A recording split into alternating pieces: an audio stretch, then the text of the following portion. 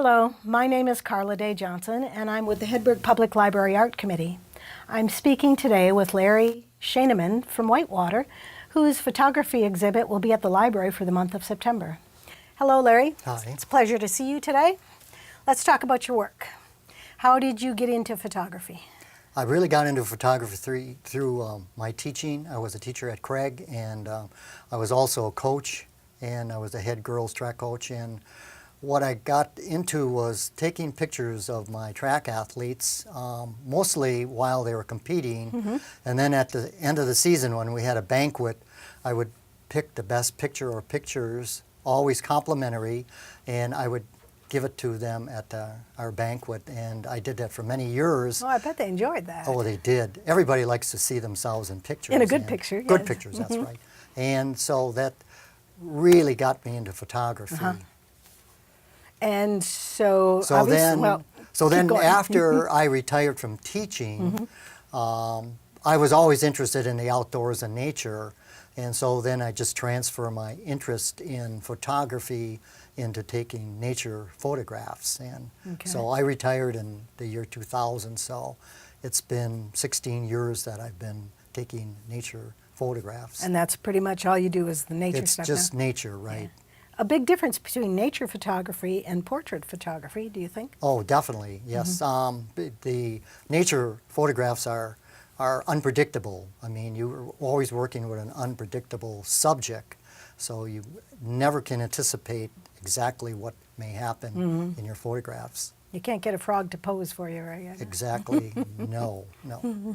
And I'm sure your equipment has changed over the years. What were you using back then as opposed to now? It was film cameras, and now it's digital, and of course you can take a lot more pictures, which you need to do if you take nature photographs, because you just take a series of pictures and then pick the best ones out when you're taking a nature photos. Is that pretty much what you do? Set it on series, 3 at a time, So I'll 5 take at a time? many, depending on a situation, you know, I may, for example, I had a hummingbird nest in our yard, and I would just take hundreds of pictures, and then of course pick the best ones out of that. So that's the difference between the nature photographing and it might be in terms of athletics, where you're taking portrait or, you know, well, or runners static. moving, you've got the movement Right, thing. yeah. That's always a trick. Yeah. Yeah. So do you travel to do your photography now? Well, a lot of my pictures are done on trips that my wife and I have taken, but I would say the vast majority of the pictures were taken in our yard, and we live out in the country, and in 1988 we bought 30 acres of land, and some of it is CRP, which is Conservation Reserve, so we've converted our, especially the immediate area around our house, into a landscape which will attract wildlife. So the majority of my photographs are actually taken on our property. And so this CRP agreement, is that to plant like pollinators and things that encourage? Right, that's right. So the majority of my pictures are birds, butterflies, and pollinators. And then of course there are, on our trips, then I have an opportunity to take up other subjects other than those three. It might be snakes, it might be wolves, it might be whatever. So have you gotten an interest in big game, deer, that kind of a thing? You'll see in my 30 photographs, 2 of them are deer. There's a picture of wolf, there's snakes, there's a wide range of subject. So outside of your backyard, where's your favorite place to go? There's probably Costa Rica. I've been to Costa Rica 4 times, and different, very obviously different species, mainly for birding, but also I've taken pictures of dolphins and snakes and a wide range of other species other than just birds. Okay. That's excellent that you've had the opportunity to travel. I think it opens our eyes to a lot of things. Yeah. Exactly, yes. Yeah. And are you involved in any camera activities around here? So I belong to the Janesville Camera Club, and that's been a big help. I've also taken classes in photography at the University of Wisconsin. They had what was called mini courses, and you could take various classes, and I had a class with a professional photographer, and I learned a great deal from him about photography. especially about equipment. And probably the single biggest thing that I would stress to beginning photographers is that when you invest money into your photographic equipment, that you spend money on lenses and not cameras, and so that's what I've done. I don't have a lot of lenses, but the lenses I have are very good. And I don't really worry about the quality of the camera as much as I do the quality of the lenses. So for my wildlife photography, I have a large, the biggest lens that you can easily carry, at least for me, would be a 1x400 millimeter lens. Okay. It has an image stabilizer on, which is really helpful because it cuts down the vibrations on the camera. Do you usually work with a tripod when you have a lens like that? So this camera and lens enables me not to have to carry a tripod. Oh, okay. So that's the main reason, because Okay. I mean, there may be times when I walk for miles in order to take pictures, and I just wouldn't be able to carry a tripod. It just would be too heavy. So the next lens up would be a 500 millimeter, which is really large, and then you'd absolutely need a tripod. So Okay. I carry the biggest I can, which I can handle myself. Now explain that to me about the quality of the camera versus the quality of the lens. You're assuming, correct me if I'm wrong, are most of the digital cameras that you can buy now pretty good quality? They're very good. The class that I took with a professional photographer, he said, spend all your money, stress the lens, and he said, I have 52 lenses and a couple cameras. So I don't have anything like that in terms of number of lenses, but I have a couple quality lenses, and the camera is just pretty much a average camera, but the lenses are really top quality. Okay, and so that's where you're getting your zoom quality, your magnification, and clarity in the lens. Exactly, Okay. yes. Now I have some lenses left over from my Minolta 7000 film camera. Are those lenses transferable to a digital camera? They were at the beginning, but they're not anymore. Oh, okay. So at the beginning, that was the reason I went with Canon, because all my camera equipment was Canon, Okay. and then I could transfer the camera lenses, the film camera lenses, to the digital camera, Okay. but then it changed. Oh, So no longer works. no longer. No. Obsolete equipment, that's Right, what I've yep. got. Now, do you ever just have a little point and shoot and you're doing a family celebration kind of photography? Do you get into that sort of a thing too? Yes, and I use point and shoot sometimes for taking close-ups of, we'll say, pollinators, Okay. where you can really get up close. And also, I've You're talking about used- 12 inches probably? Right, All yep. right. And also, I've used a point and shoot on a scope. So a scope is like a telescope, and you can Okay. hook this point and shoot onto a scope to take Okay. pictures. And so some of the pictures that will be on display were taken with a point and shoot on a scope. And even though it's a powerful scope, it isn't much better than the lens that I have now. Oh. But at the beginning, it was. Okay, okay. Do you print your own work or do you have it printed Some somewhere? of it I print, mostly I have it printed for me. Okay. So when you go home, you enter it into your computer and see what you've got? My question for you is, how do you know that the color that you got in your camera is what's on your on your computer screen? Do you need to make an adjustment there with your color It's values? very consistent. I try not to make a lot of adjustments. I crop, all these pictures are cropped because it was taken with most of them are taken with a powerful lens, but I try not to do any, there's slight adjustments on maybe lighting and maybe sometimes on sharpness. Okay. One of the pictures I'll show was taken at 450 some meters away, which Wow, far extends. So the quality of the picture isn't very good, but the subject matter is so special. Sometimes it's that a trade-off. Yeah, there's a trade-off. That to me has always been kind of the glitch, is you're looking at your computer screen and the colors are not what you saw or maybe what's in your final product. But when you print it out, if you're satisfied with what you get, I guess that's good. That's true. I mean, you hope that your colors are really faithful to what you thought was when you took the picture, but most of the time I would say that the colors are really consistent with what I thought I was taking. Okay, okay. And that's with your computer set up as it is Yeah. now. If you got a new computer, that might not be true. No, right, yeah. Okay. Well, there we go with obsolete Yep, right. equipment again. But let's look at some of the stuff Okay. that you brought in. Oh, this is interesting. So this is a picture, this was taken in Big Bend National Park, and my wife and I were camping, and this is a roadrunner, and roadrunners can be like in our parks like squirrels or chipmunks. They hang around campsites because people feed them. So this roadrunner happened to find a lizard in the immediate area of where our campsite was, Okay. and my wife said, we have a little trailer, and I was inside reading something, and she said, you have to get out here. She said, this roadrunner has a lizard. And sure enough, he had caught a lizard, and it's a spectacular picture. And not only did I get the headshot, but he turned around from me, and I got a rear end shot too. And I got numerous pictures of him. Wow. And close up too. The detail is outstanding because It is. it was so close. And then the final part of this whole picture series was another roadrunner appeared because they make these sounds, and he was very excited, and he attracted another roadrunner who wanted to steal the lizard from him. So round and around they went chasing each other. But this picture itself is really spectacular, and I entered it into Audubon photography contests. Oh, yeah.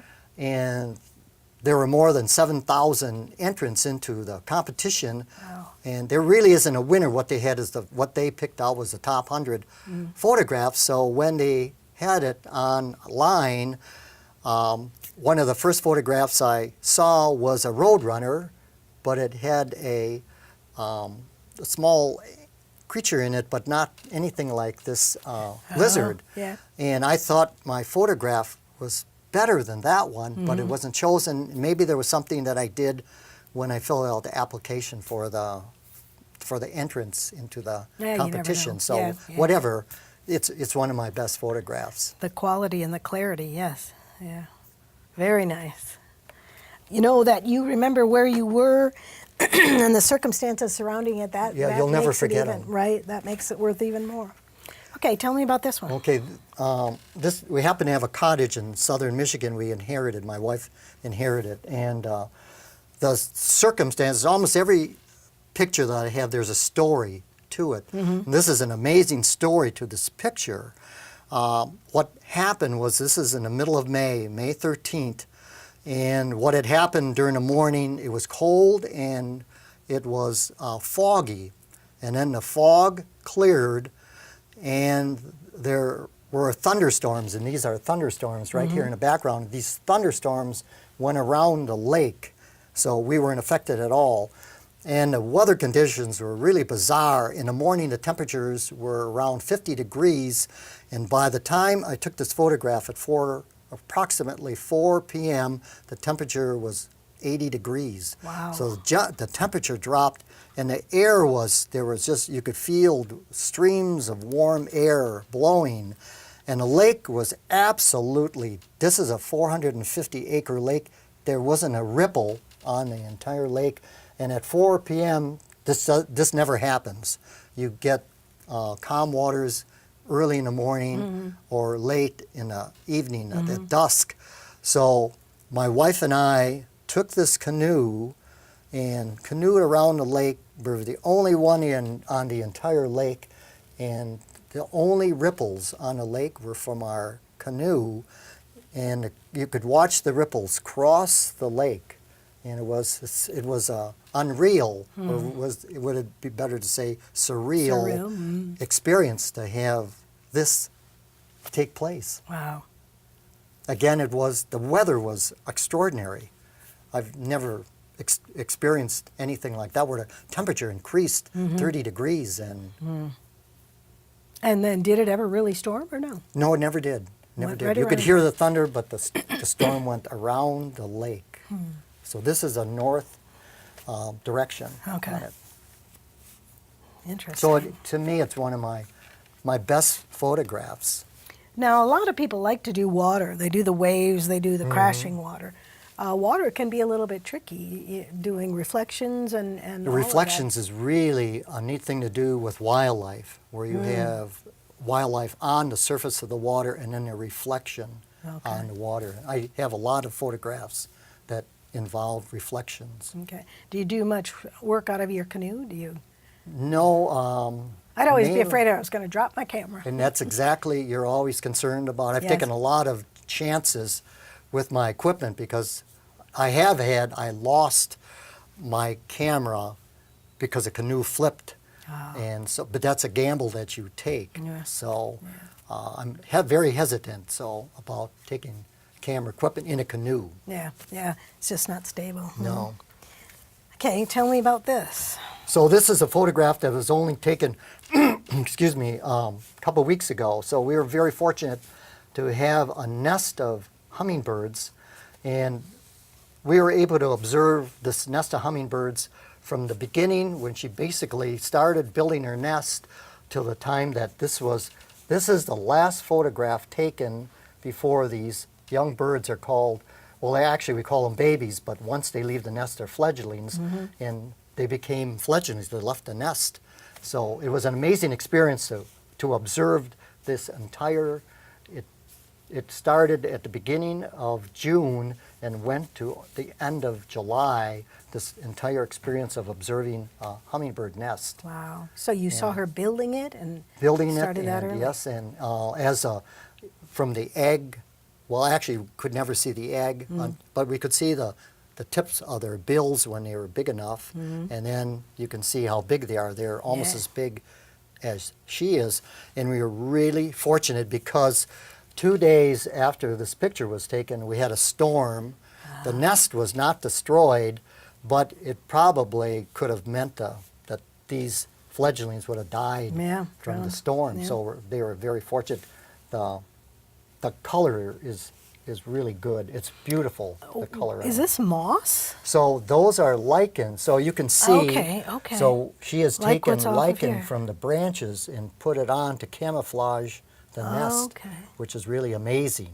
And this is one of the best. Are we talking nests. about 2 inches So wide? this is the size of a walnut, half of a walnut. This? This is the size of a half of a Oh, walnut. my. So it's very misleading when you see this picture. This is actually because- enlarged then. enlarged, quite a yes, bit. right. So Wow. people, my wife and I give programs on hummingbirds, and so we use half of a walnut with 2 Tic Tacs in it to The eggs. to replicate the eggs that you'd find in Wow. the nest. So it was amazing to watch this take place. And how many pictures do you think you took of that process? Just, I can't even estimate how many, just hundreds and hundreds and hundreds of pictures. But that's and video neat. That's also. neat that so. you have that. Wow, that is very interesting. All right, let's look what else. So to have, to find a nest is the most difficult thing, because it's so tiny. You have to be lucky. And I have hummingbirds all the time, but I've yeah. never seen a nest. And I think you're probably looking for something way bigger than, I'm certainly not looking for half a walnut. so they don't always go back to same. If you think you can follow a hummingbird, you won't be able to do that because they don't always go back to the nest using the same flight pattern. Okay. So that's what makes it really difficult, and they really camouflage their area around the nest by putting their nest underneath leaves or in an area where there are a lot of leaves to camouflage So they it hide from predators. They say that the young ones will come back to the same part of the country that they were born in or hatched. Well, you had a really amazing experience happen. It could very well be this bird right here. We can't tell, but we have a bander that comes to our yard, and she bands hummingbirds. Okay. And she came on the 29th of July, and she was banding birds on her yard, and she caught a female, which could be this one. And on the bird, she found a band, and it was a band that she had put on the bird Really? 2 years ago. So what it meant was it could have been that one, but it was a bird, and they come back to the area that they were born.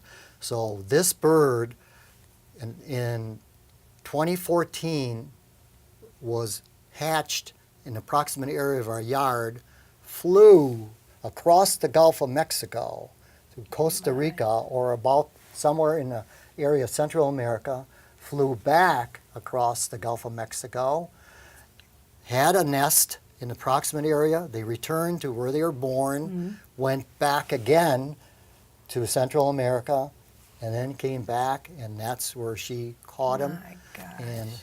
And couldn't believe it.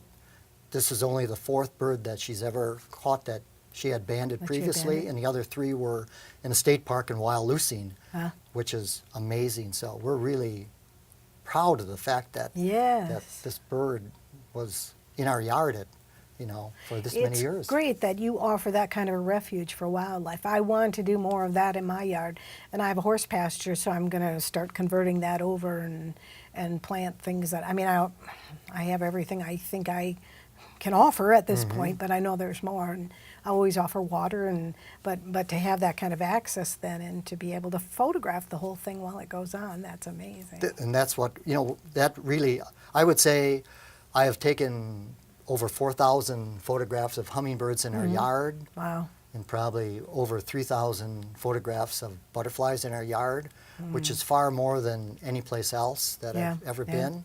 So, and that has helped me immensely as far as becoming a good photographer, because I get so much practice Right, you in have my something yard, to take, right, and I always right. keep the camera close to me. It's always close to me, so I can grab the camera and go outside and take pictures, and it's enabled me to get some really interesting pictures. And you learn a tremendous amount from observing just that hummingbird nest. I learned so Well, much. and then you can photograph them in their natural habitat, but also acting naturally. Right, Because yes. sometimes you'll get a robin teetering on a branch, and it just doesn't look right. If you can get one sitting upright like they usually do, then that looks more like a robin. It's more characteristic. Exactly, Yeah, right, so yeah. the more you're around them, the better you get at that, I would assume. Yeah. Yeah. Well, let's look at this last picture you've got here. Oh, So this look is a at- picture which the quality isn't very good, but this was taken from over 450 meters away. Wow. And how do I know that? Well, we were with the biologist for the province of the Northwest Territory, and Okay. he measured that with GPS system. So these are 3 Arctic wolf pups. So they had come out of their den, and this is just a little pond that was close to their den. And so the people that had come to see this, so we had come to see Arctic wolves, and my wife and I are wolf trackers for the DNR. We volunteer our time to track wolves. Okay.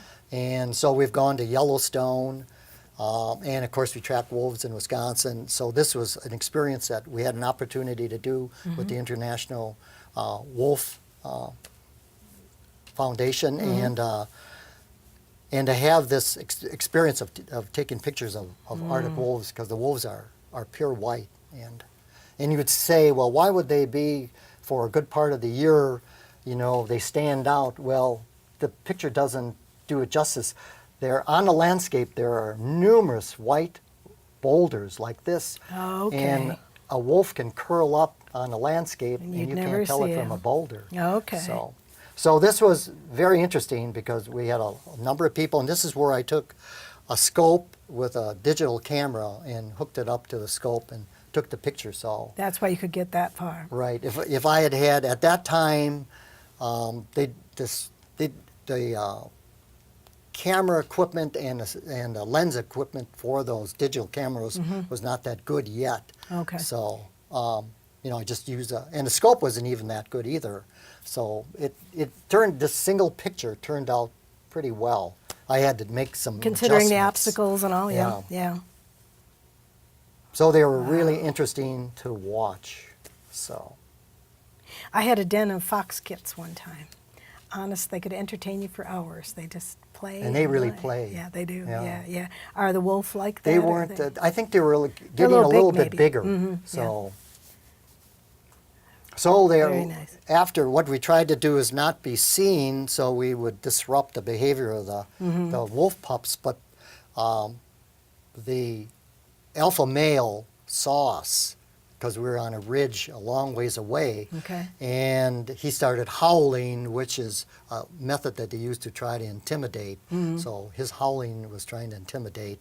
And of course the puppies disappeared Yeah. then. So Trying to get that you to ended go the away. photography. Yep. Have you done some photography of wolves in Wisconsin? Have you gotten It is really difficult because of the fact that we are forested, and too many it's places almost to hide? impossible. Yeah. We've seen wolf puppies, but I've never seen a Wisconsin wolf in the wild. My wife has, but I've never seen it.